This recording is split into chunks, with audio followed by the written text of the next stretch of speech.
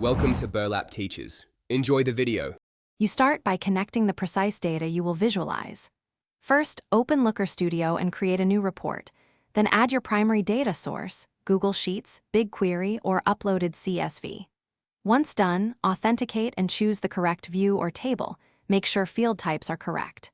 Next, set the refresh schedule to hourly, daily, or manual based on needs, and name the data source clearly. This avoids mismatched fields later and prepares you to lay out charts that map directly to your data.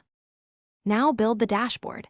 Add a time series for trends, a bar or table for breakdowns, and scorecards for key metrics. For each chart, drag dimensions and metrics into place and use aggregation functions. If fields mismatch, create custom fields with case or arithmetic.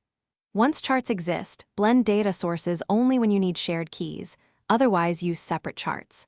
Then style consistently, set a theme, pick a palette, and apply responsive layout rules so the dashboard reads well on different screens.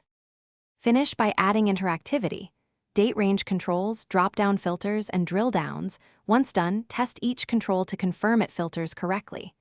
Make sure to adjust sharing permissions, choose viewer versus editor, and schedule email delivery if stakeholders need periodic snapshots. Before publishing, check export formats and mobile view.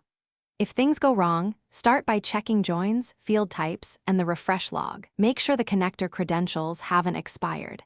If an error persists, revert to a previous version and reapply changes incrementally. Thanks for watching. Consider subscribing if this video helped you.